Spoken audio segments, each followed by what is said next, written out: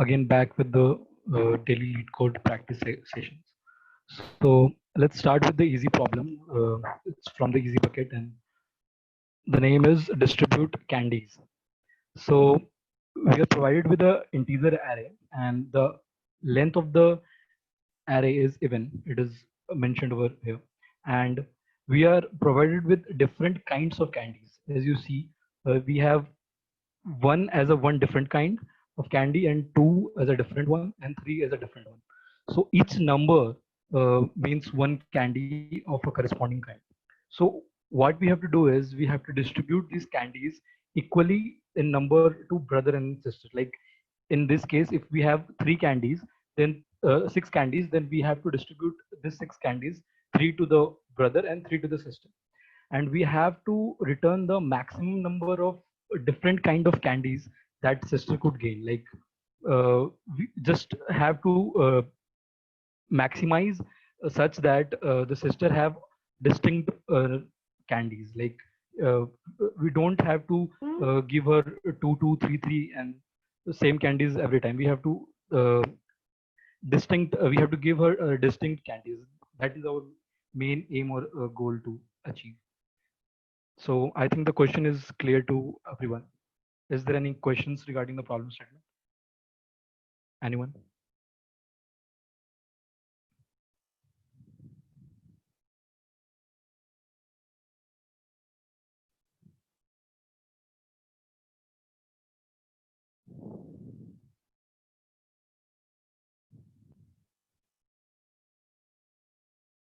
Okay, fine.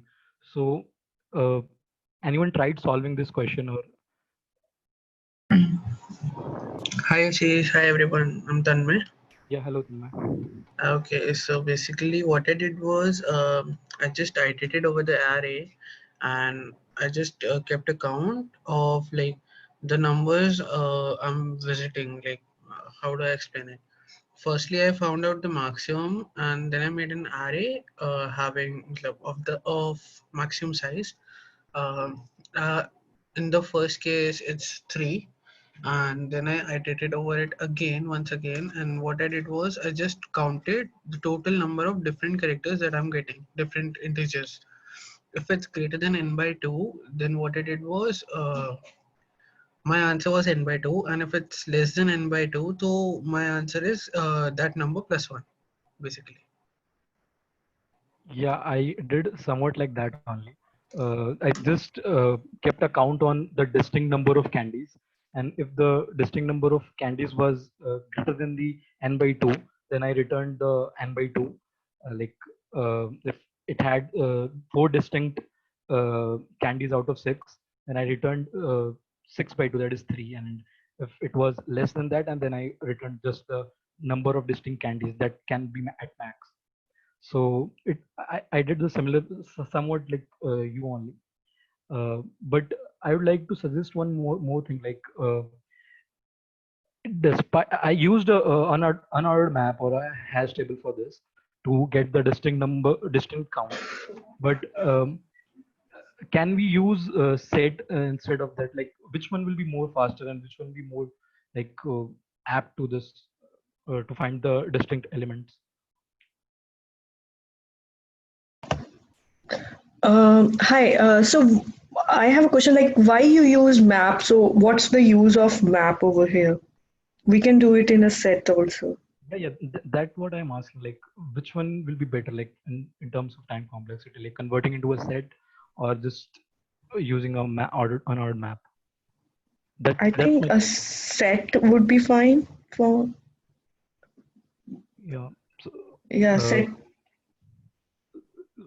any specific reasons like why you're saying that? Uh, so here in map we are using the key value pair, which is extra taking an extra space, I suppose. Yeah, but I guess if we will be using a set, then it also takes a space, right? Hmm. Okay. And I when is so one question is that does SAT keeps the uh, unique value or all values? No, the set just gives us the distinct integers we have. Okay. Yeah. Set is basically union find, right? I'm not into much type of set, but I just know the fact that it doesn't have like same elements or repeating elements. Okay. Because I never use sets. I just like make an array and then give it a run. Yeah, it's we have set in Python as well as in C++. I don't know about Java as much, but we have in Python and C++ both. So you can you hear me? Yeah, please go ahead. Yeah. So you are only interested in getting the distinct count here, and that is Yeah, what the set serves. It's the purpose of set to give you that. Map is a bit generic. You can have not just count. You can do anything with it because you have the key value there, right? So yeah, think about all the trees problem you can solve easily using graph, but that is quite generic. So your problem is getting solved just by using set, so you can do it. As far as implementation is concerned, as somebody already posted, you might have seen internally, at least in Java, the key value is same in case of hash set. So you are not getting any advantage, but you are showing to the interviewer, hey, I know the core purpose of this data structure, so let me use that here. Other thing, somebody was talking about disjoint set. No, sorry, union find. That is a different data structure. It is called disjoint set, and it's don't get confused. It's for a different purpose. Just want to clarify. okay, sure. Thanks. So in this question, like whether we are using set or a hash table, I guess we're using a space apart from the constant space. So can we do this in just like constant space of big of one? Is there any approach?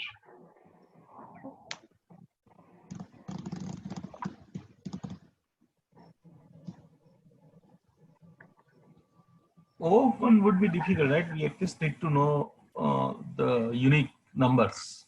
So we go through whole array once. Yeah.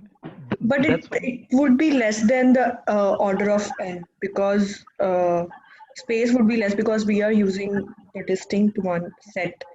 So it will take less space. Yeah, I would say it's dependent on input. So you can't say that it is always less. What if all? Yeah. I haven't so tried, but sorry, is the input sorted by any chance? Like, is it 1, 1, 2, 3, 3? Is it coming in that particular order? Not no, I guess necessary.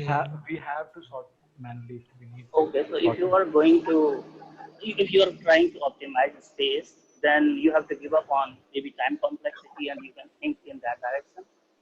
Like, will it help you if Yeah. The you thing have? is, like, if we are doing this in Big O and the sort thing will give us analog n. So that's the like Exactly. that will be So, one different.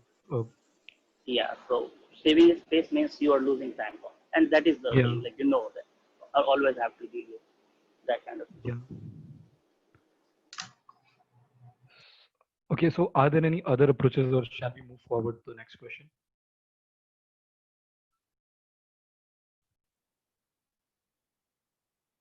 Yeah, we can move forward. Okay, sure.